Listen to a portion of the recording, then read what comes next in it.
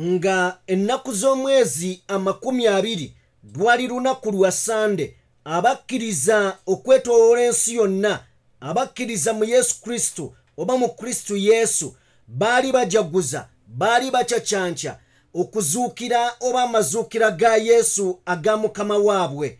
Bino byonna nga bigenda mu maaso, abantu b'e Vaticaani wali mu Roma bafuna omukisa okubeera nga Papa Francis agenda mu maaso n'okubeera nga abaagaliza emirembe awamu n'okubeera nga abasuulayo akagambo. Baabuwe newankubadde nga Papa Francis yavaayo ng'ennaku z'omwezi 2 ku lunaku olw'amazuukira ga Mukama waffe Yesu Kristo, teyamanya nti olunaku olw'21 lugenda kubeera lunaku lulala nnyo. Mubakkiriza abakristo tebamanya nti lugenda keera nga luddugavu ng'enziiziiro, tebaategeera nti lugenda keera nga lw'amaziga nnaku miranga na biwoobe.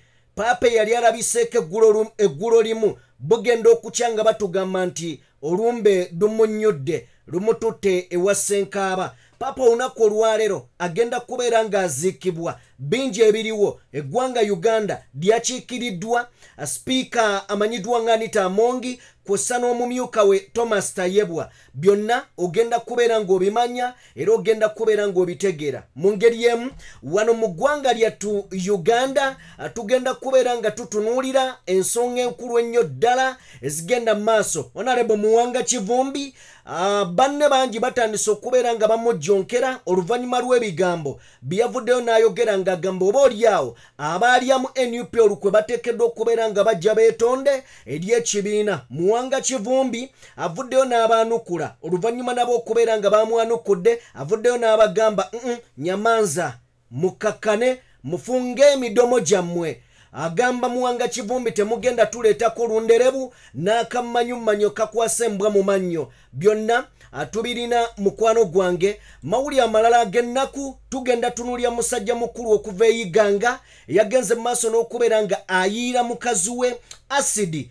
Kooti nno emukalize oba emusibye mukomera emyaka 35. Awe tugenda okubeera nga tuva atwolekera ebigambo mukwano gwange nga bwe tugenda bitunuulira.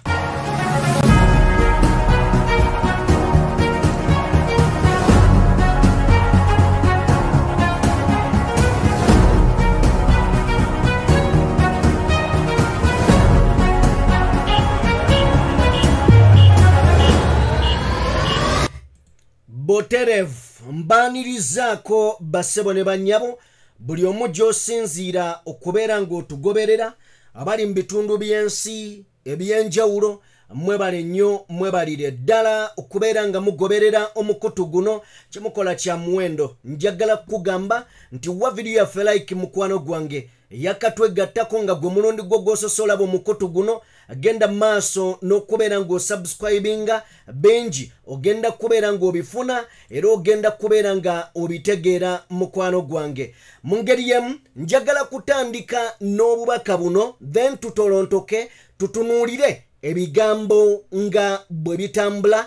Katuve mu bubaka buno then nzije tusobole okubeera nga tweyongerayo. Bubaka bwa Father atugamba era nga buno bubaka yabuwanga ennaku z'omwezi 2 wakati mu mazuukira g'omwana wa Katonda omulamu Yesu Kristo. Abakristo okwetooloola ensi yonna we baali bagenda mu maaso n'okubeera nga bajaguza oyo yawangula amagombe buterevu nnyo omwana wa Mukama Katonda. We tugenda okubeera nga tugenda buterevu nnyo tusobole okubeera nga tulaba emboozi eno ya Father. Bino bye bimu ku bigambo byagenda mu maaso n'okubeera nga people have been persecuted in this country and people are fearing. People have been persecuted in this country and people are fearing. Even people are fearing to talk. When you talk about anything, you fear the drone to come and pick you. In prisons, people are tortured. They are being crucified. So we request for freedom for our people. As Christians, we request for freedom because Christ is our Savior.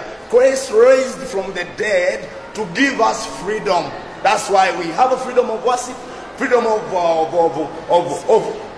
spreading the gospel, freedom of praying, everything. So we ask for that freedom that Christ gave to us before into this resurrection days as we celebrate the resurrection of Jesus Christ. Okay. Bwatyo father bwe yagenda maaso n'okubeera ng'abuulira naddala ku lunaku olwo olw'amakumi oba olunaku olw'okubeera nga baselebratinga Yesu Kristo, yagenda maaso n'okubeera nga awangula amagombe. Wabula byonna nga bigenda maaso, njagala kutegeezaako nti olunaku olwaleero omutukuvu paapa agenda kubeera ng'ateekebwa mu nnyumba ye ey'olubeerera. Era nga njagala kutegeeza wamu n'okujjukiza nti abakkiriza okuva mu bitundu by'eggwanga oba mu bitundu by'ensi eby'enjawulo, abakristu bakulumulukuse wakati mu nnamungi w'omuntu agenze maaso n'okubeera nga yeeyiwa mu kibangirizi oba ekifo ekya St. Peter's Square, era nga wano misa ebaddewo essaawa 4 zennyini ez'okumakya, ne bagenda maaso n'okuba nga basabira omwoyo gw'omugenzi paapa agenda awummule mirembe. Paapa olunaku lwabadde lwajjo ku ssaawa zaabadde 2 ez'akawungeezi bagenze maaso n'okuba nga omubiri gwe bagubikka. Mujjukire nti abadde open nga baamubikkula nga bwe yasaba mu ddaame lye abantu bamukubengako eriiso evvannyuma, buli ayagala asobole okubeera nga mukubako eriiso. Olunaku olwajjo ku ssaawa 2 bamubisse, ekitegeeza nga tewakyali agenda kuddamu mulabako okutuuka olunaku ate olwaleero lwe bagenda mu maaso n'okubeera nga bamuwummuza mu nnyumba ye ey'olubeerera. Papa Francis yafiiridde ku myaka egy'obukulu 88.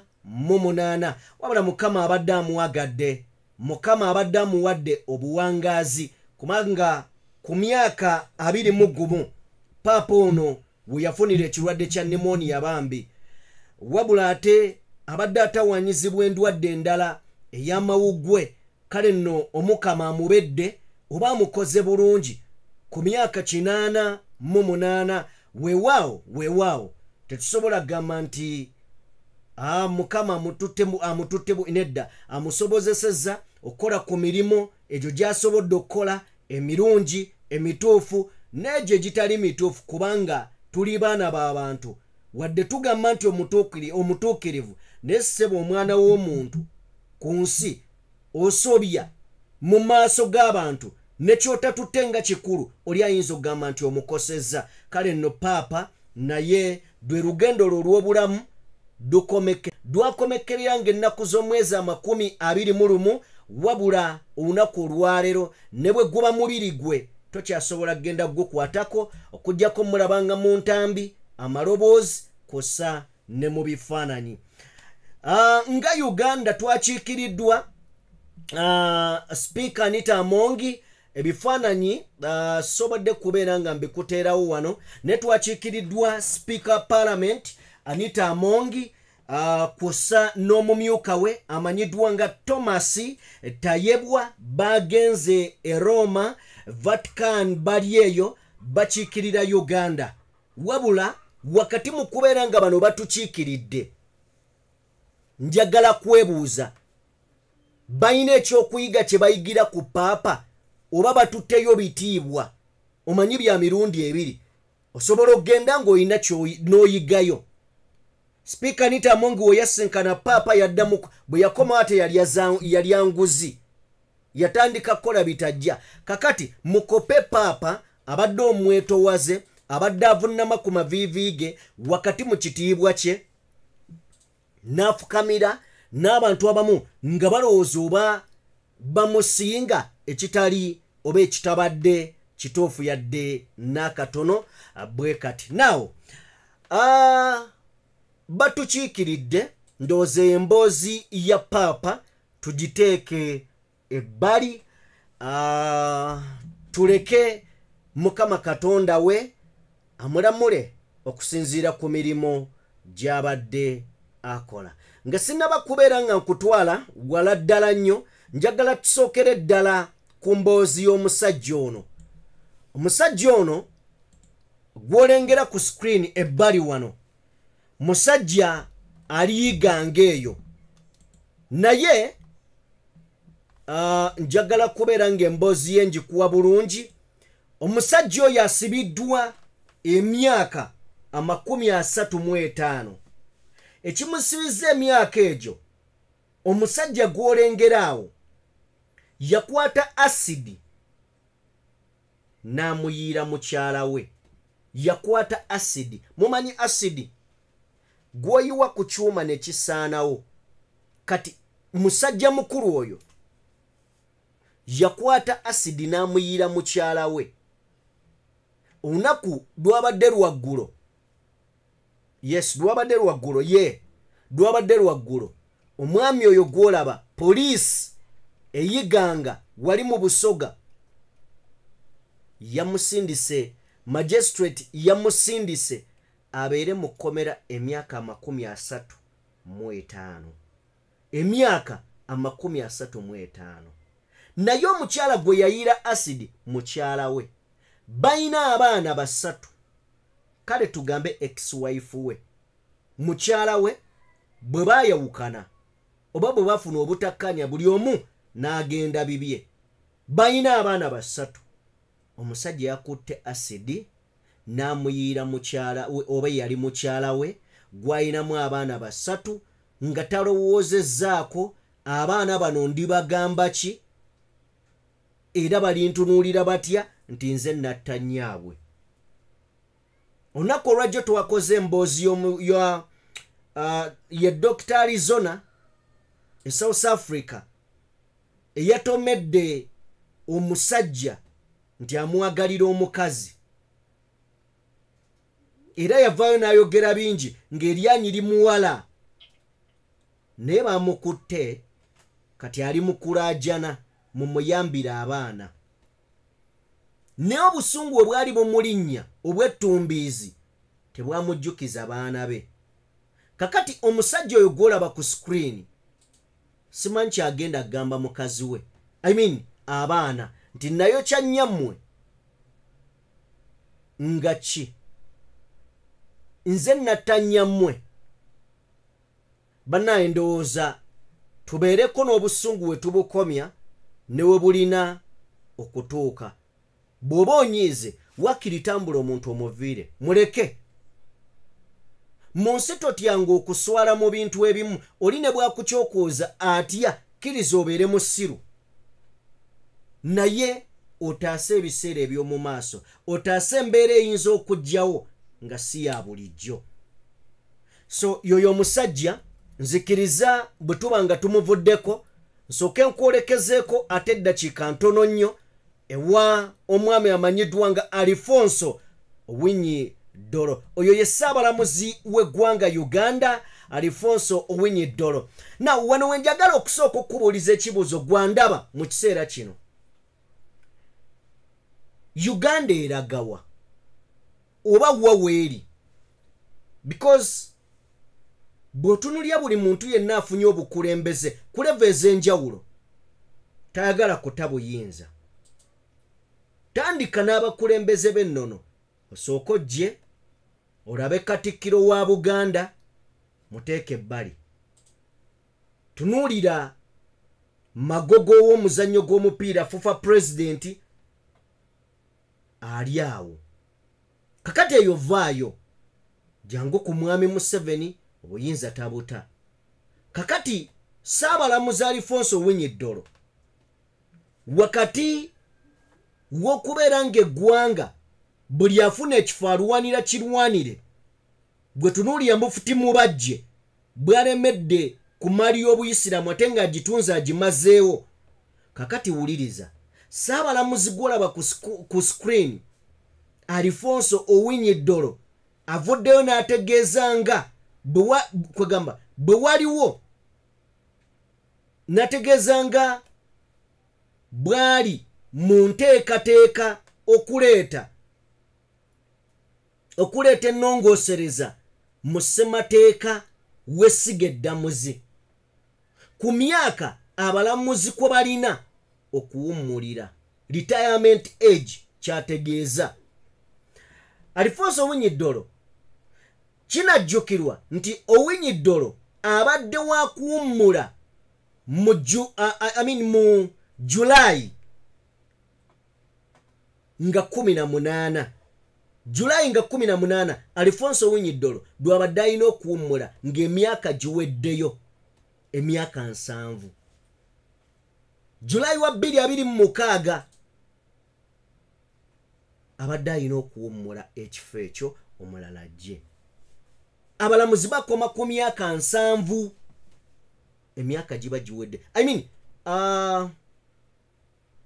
yes bakoma ku myaka 7 kakati ayagala akyuse etteeka lino libenga limutwala ku myaka gye tutannaba kumanya obanga tewaliko moli ne bwaba n'ekikumi nga takyategeera kakati eggwanga weriri nti alifuga yeeyongeza emyaka gyatuukanga emyaka gimukwata najjawo age limit natuukanga ebisanja bimukwata najjawo term limit buli kimu akijjewo kati n'abalala abali wansi nsaawo nabo bagamba abaaye enaffe katwetaase so ya Alfonso Winyidolo nja kusaba endowoozayo gwe kikyolowooza mulowooza buli ayina waakulira mu Uganda tagenda kubeera nga afuuse kiwaji now ekibuuzo ne kijja eggwanga diraga luddawa awo nze naawe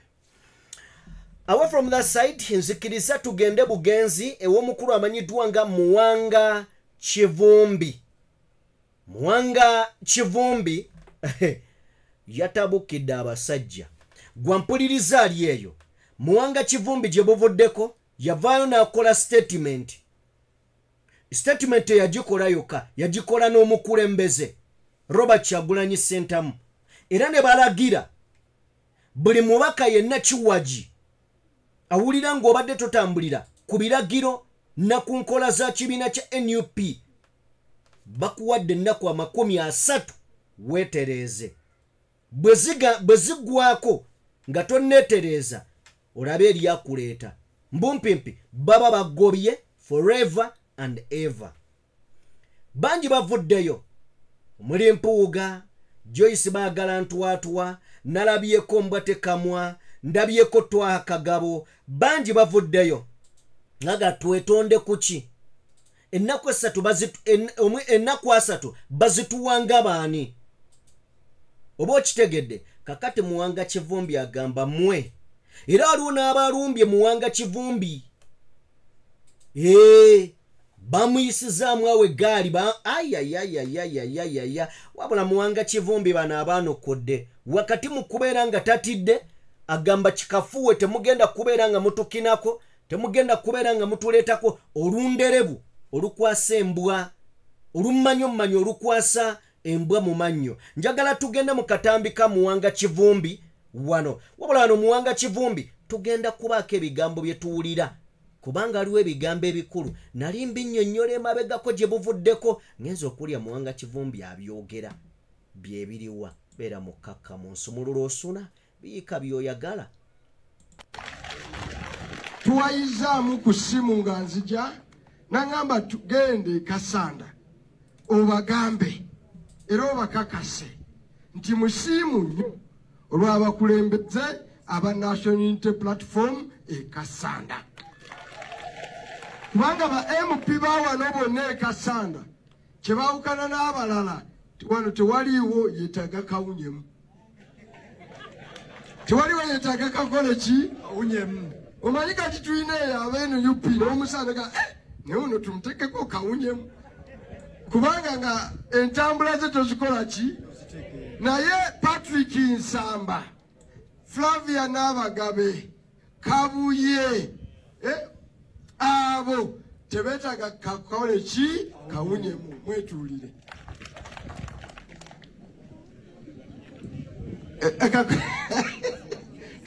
bakawunyemu bangi nnono Muwanga Kivumbi Honorable agamba nti NUP erimu abantu abeetaaga kawunyemu kyeki gavumenti erina enkola gye yaleeta okupima abantu abanywedde omwenge naye ng'ate bali ku makubo bavuga amamotoka oba ebidduka kakati oyo bamuteekangako akuuma ako wawunyangamu kawunye ne kalyoka kapima levo y'omwenge gw'onywedde baga gwe obulamu bw'abantu obutadde mu matigga oyinza okubeera wekka mu mmotoka naye ate obwabo abali ku kkubo naawe.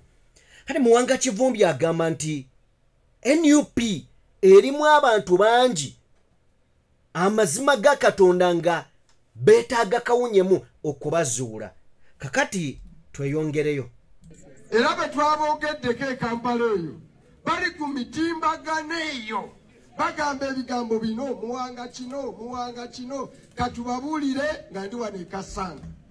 Twasimbudde tetudda mabega mpaka kulonda. Mumpuliriza, twasimbudde tetudda mubaga mpaka kola ki? Tuli mu kisinde. Ekisinde mukimanyi? Omusalaba gwaffe agukutte ye Robert Kyagulanyi Ssentamu. Buli ayingira mu layini oteeka okuba ng'olina wuzu. Mumpuliriza, atalina wuzu noonya ekiyigo, noonya ezinzimiya, noonya akadomola, genda wali weetereze ofune wuzu ojje tukole ki? Tutambule.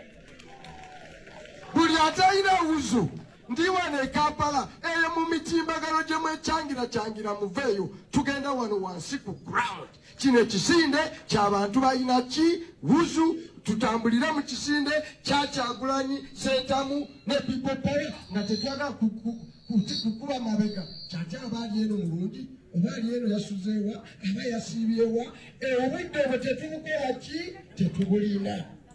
Muwanga Kivumbi agamba nti akaseera ke balina tebaagala kubeera nga badda mu byaliwo, baagala kubeera nga bamanya nti kakati ono ayimiridde eno ddala tuli naye ku mugendo gwe gumu. Nga Omuyisiraamu tosobola genda mu masigidi kubeera ng'osaala naye nga tomaze kubeera nga ofuna wuzu. NUP ku luli gwali muyaga nga guleeta buli omu kubanga baali baagala kujjuza bifo. But this time round NUP eriiso George eyagala kubeera nga eraba n'obujonjo yabujje mu maaso etunule ng'erabira ddala ani gwe wa kaadi yaayo. Muwanga Kivumbi agamba mwe mwekyange naye ezo constituency zammwe tugenda zisimbako omuntu. Nalabye omubaka omu nga yeekaza yabadde ndowooza mbwa. Omubaka oyo mbwa yagambye nti neewuunyiza nnyo obwongo bw'abakulu abali mu NUP. Tuli mu struggle, tuli mu kubeera nga twagala tuggyeko dictator gwe tulowooleza nti kakati kyeno constituency tutaddewo waliwo wa DP oyo munnaffe, waliwo FDC oyo munnaffe, oyo tomuteekako muntu, tugende tumuteeke ku bantu abalala ebifo ebirala ebiri eyo. Netugamba sinetugamba yembadde ki neŋŋamba labeena embuzi erowooza ensi tegimanyi abantu bagitegeera. Lwidi tubamanyi nti bakolera mu 7 kale baga temututeekako bantu mugende mubateeke mbuzi gwe likumpewo mbwa gwe yembwa tekamu mbanjogeddewo si embwa mbwa gwe kakati mbwa gwe twagala kubuuza nti olowooza abantu basiru ozovuma omukulembeze waabwe nga bwatategeera, ozovuma omukulembeze waabwe nga wali ow'ekibogwe, ozogamba nti tukwate akasente simanya mwami Museveni bw'aba akutemeddeyo kano ogende ne kano rerererere tuga kino kisaana okukuba peva ku mutwe nga kisaana okubatula n'okikuba.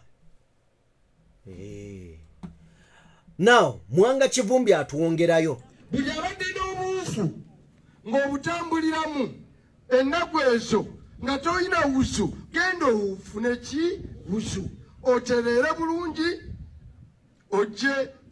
Tetugenda kubasakanywa kawunyemu bakawunyemu tubakoze eki tubakooye. Kambabulire ekyonoonya eggwanga lyaffe ne pulezidenti ne Museveni General Museveni eggwanga bwe lyatandikira. Naye bannange Honorable Muwanga Kivumbi engeri ndowooza gye yalwa ennyo eri mu DP karate mu palamenti abadde mu bifo oba komiti kwatuula nga tosobola kugamba Museveni n'omuyita Museveni olina muyita president kati agenda ne yeekoona ebigambo tayagala kumuyita president kyokka ate ne kiyitawo agayi onalebo arekeke anyway kale tweyongereyo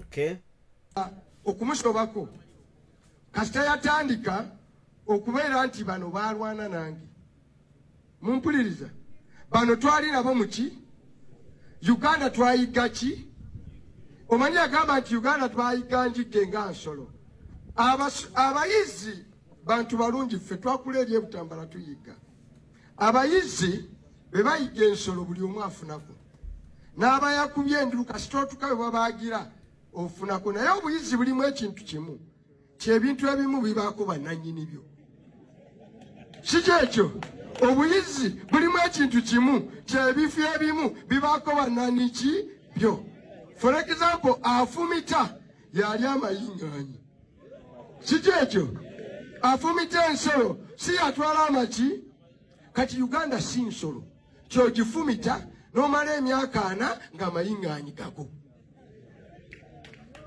kinebo n'osobya otugamba sinze nafumita anti amayinganyi gaki gali gange boss eggwanga kiryonoonye moral values oluusi tukuuma nnyo Oluganda n'emikwano ne tutandika okubakkiriza okwonooneka olwokuba nsamba ono ntambudde naye n'afuuka muganda wange ne waffe Bugo yajjayo ne maama we bemumanyi n'owange ensamba bamukola ki naye ono nsamba kova ku byatugatta nze saakumanya bakuzaalira eno bwanu bayitawo wati mayirikiti nsamba tewali nsonga yonna nze saasoma naawe saakula naawe tetwakwana ku mukazi omu tetwakola ki sikumanyi ekitugatta eki kuzimba Uganda mpya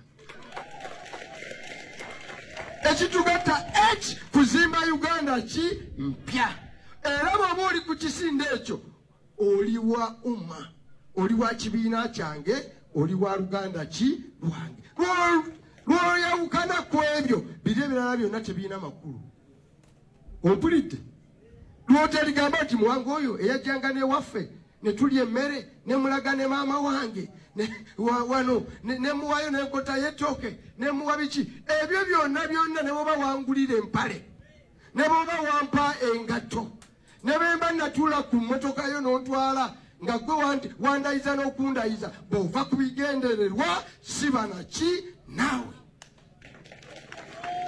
mupulidde bulungi bw'ova ku bigendererwa siba naki naawe fe abasiraamu tuli bakambwe mukitegedde tuli baki fe tetulina na applicatori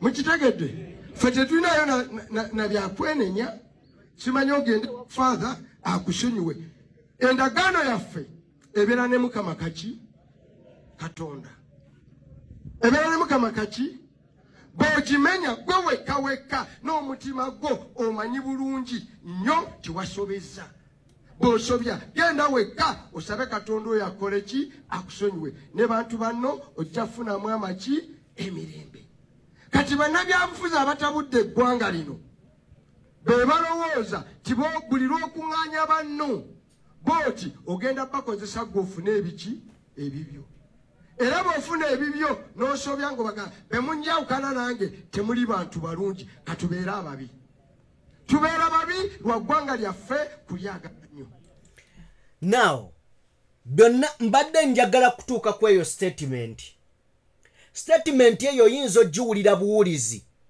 katugiddemu omulundi gumu katono nnyo ndowooza ebigambo bya seconds nga 3 katubiddemu wano katono nnyo bw'ogimenya gwe wekka wekka n'omutima gwo omanyi bulungi nnyo kiwasobeza kati wuliriza genda wekka osabe Katonda oyo akole ki akusonyiwe ne bantu banno ojja funamu amaki emirembe awo kati bannabyabufuzi abatabudde eggwanga lino kuba bebalowooza tibo buli lw'okuŋŋaanya banno booti ogenda bakozesa gw'ofuna ebiki ebibyo era bw'ofuna ebibyo n'osobya ng'obaga bemunjawukana nange temuli bantu balungi katubeere ababi tubeera babi lwa ggwanga lyaffe kulyagala nnyo. Now gwatategedde lwaki zizzayo akatambi kano eno y'ensonga enkulu. Muwanga Kivumbi, Lubega Sseggona, Mathias Mpuuga Nsamba, Betty Namboze Bakireke, Abedi Bwanika, Michael Marike, Lubega Mukaaku n'abantu abalalalalawo bano baali bamukwana ebitagambika.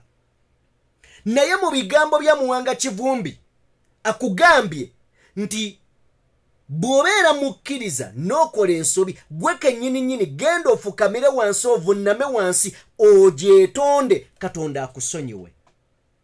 N'agattako n'akugamba nti bwe tuba nga tuwali ffenna nga tuli wamu n'okola ebitajja ebitalina makulu kitegeeza nze nja kwawukanako.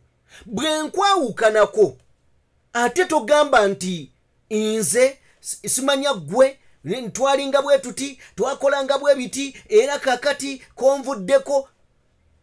Tokyali mukwano gwange. Muwanga Kivumbi agamba nti yes kabibeere kakibe nze siri mukwano gwo kubanga wava ku nsonga enkulu lwaki twali tugatta. Kyovola bawali emabega ayimiriza Patrick Nsamba n'amugamba oli mukwano gwange oli muganda wange maama wammanyi n'owange omumanyi ne bw'oliva ku mulamwa ebyo tebitugatta. Ekitugatta ye ggoolo enkulu kununula ggwanga ye Patrick ye Muwanga Kivumbi bw'abadde ayogerako eri. Yes, ndi musanyufu nti Muwanga Kivumbi atandise okuvaamu empewo ayimiridde mu politics. Waliwo abantu nga Namboze, abantu bajja ne bagamba Namboze aze mu bibiina bingi. Yes, kituufu aludde mu byobufuzi ye nange njagala awummule, naye omuntu alina okuwummula ne respect. Abalala kyekibalemye. Omuntu oteekeddwa okuwummula ne respect nga wonna woona olinnya ekigere kyo tebagamba abo be bayonoona gundi, abo be bayonoona ekintu ky'abano.